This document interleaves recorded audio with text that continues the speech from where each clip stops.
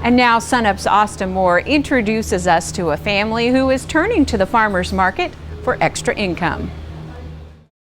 If you want to look at agriculture in western Oklahoma, there is no better place to start than Major County. In the area we are now, it's primarily wheat and cattle.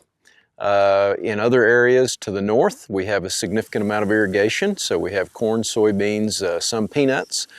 And so we're not unusual to what western Oklahoma would be all about when it comes to agriculture. One thing that certainly stands out, though, is this greenhouse on the Freed family farm just north of Homestead.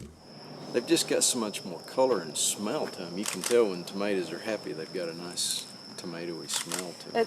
You walk in the door and you know you're in tomato land. Yes. Here they aren't so much focused on wheat and cattle as they are tomatoes and cucumbers. Well, this actually started probably when we started having grandchildren, and we wanted our grandchildren to have some place to work.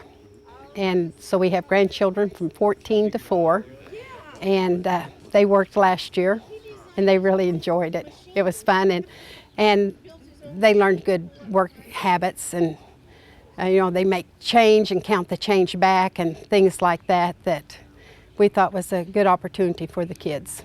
We've always had a small garden since I was young. We've always had a small garden and never did very well, but just enough for us probably. And so we decided to dedicate 3 acres to more gardening, and we're going to be using plasticulture. Alongside that, they use a hoop house, greenhouse, and have built a packing shed with a grow room for starting plants. But each tray is a different variety so that we can see which one is going to grow best and what we have. We have beefsteaks, we have artisans, these are jasper, these are small gold ones. We had really good luck last year with some little yellow ones, and they were wonderful tasting, but people wanted red ones. So we aren't doing very many yellows this year, we're doing more reds. And we've got everything from the little bitty ones to the 8 and 9 ounce ones. It takes a certain amount of money to make a living, and I think there's 2 ways that you go about that. Either you expand, that involves more capital, more land. Folks that are aging are not wanting to do that as much, and so they're looking at ways of diversifying their agriculture enterprises and taking advantage of their experiences that they have. And so we see those folks looking at their ability to focus on smaller, high revenue generating type agriculture and maybe growing into something different. One particular difference is in marketing this crop, mostly directly to consumers. We plan to use the farmers market at Enid. There is a small farmers market at Fairview, and we're trying to get it bigger.